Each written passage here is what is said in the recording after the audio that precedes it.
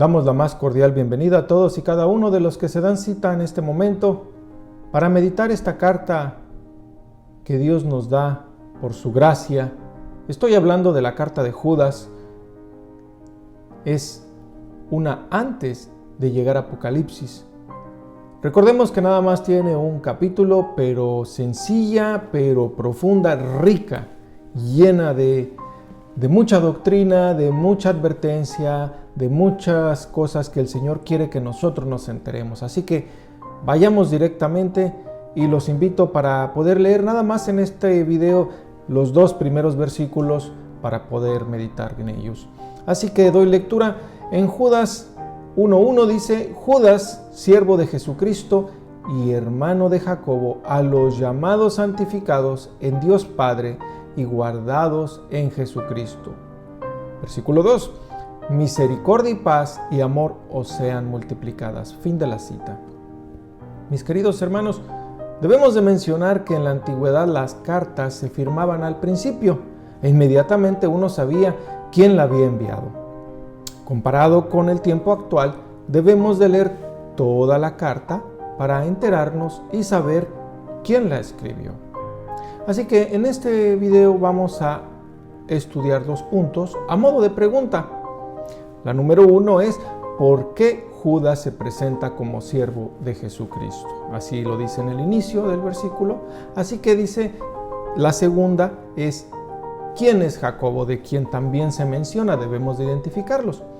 Para esto debemos de comenzar con la primera pregunta. ¿Por qué Judas se presenta como siervo de Jesucristo? Analicemos rápidamente la palabra en cuestión. Siervo. Siervo en el original se escribió en griego y significa, la palabra es doulos y significa esclavo. También debemos mencionar que Judas no creía en Cristo sino después de la crucifixión y resurrección.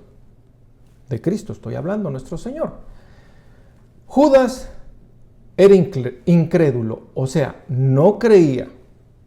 Junto con sus hermanos, usted se preguntará, ¿por qué lo digo así? Porque Marcos nos lo relata en el capítulo 6, versículo 3, y doy lectura.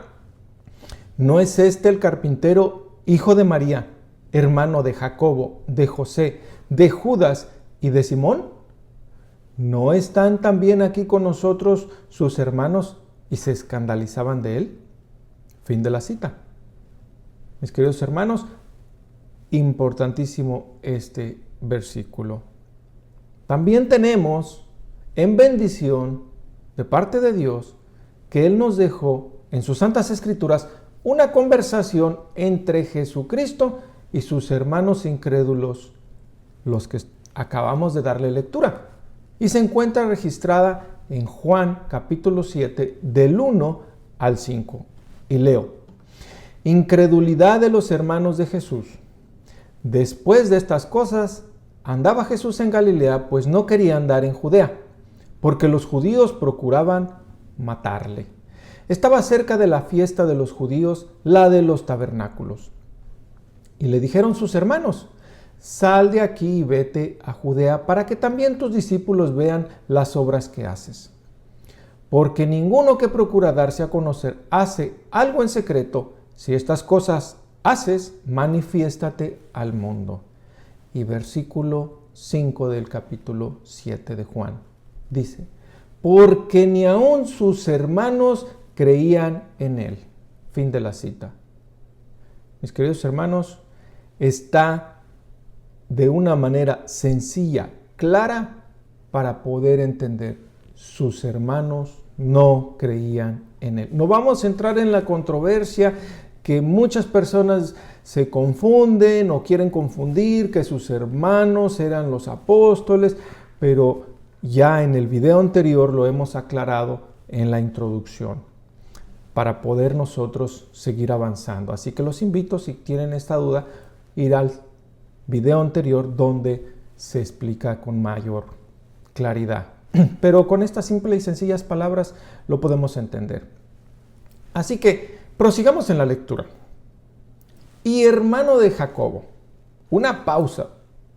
Detengámonos ahí. Necesitamos identificar también a Jacobo, claro, por medio de las Escrituras. Este es nuestro segundo punto. Recordemos que nada más son dos, ya cubrimos el uno. Así que Lucas nos ayudará en el libro de Hechos.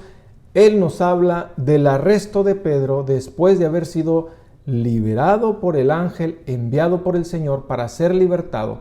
Estoy hablando de Hechos 12, versículo 17, y leo: pero él, haciéndoles con la mano señal de que callasen, ahí está hablando de Pedro, les contó cómo el Señor les había sacado de la cárcel y dijo: haced saber esto a Jacobo y a los hermanos.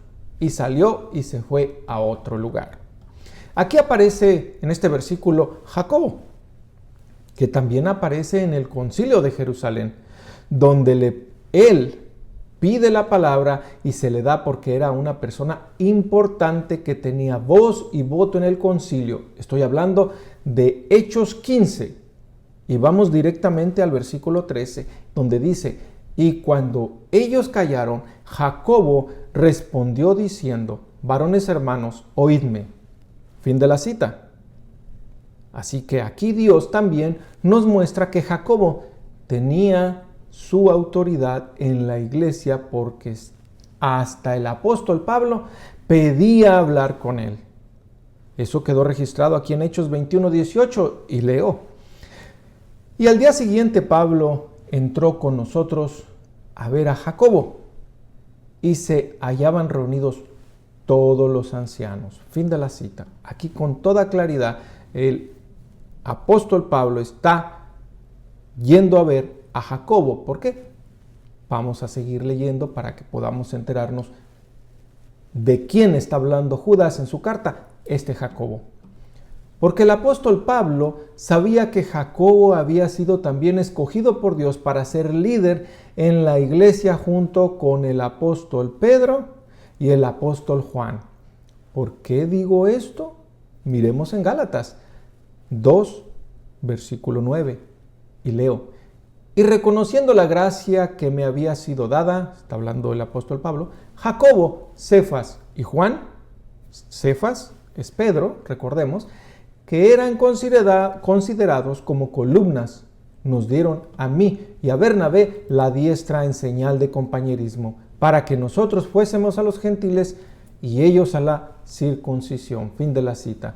Mis queridos hermanos, ya que Jacobo está totalmente identificado y sabiendo dónde Dios lo colocó en la iglesia, podemos proseguir con nuestra lectura de Judas. A los llamados. Pausa de nueva cuenta. Bueno, se preguntará, ¿te vas a detener palabra por palabra?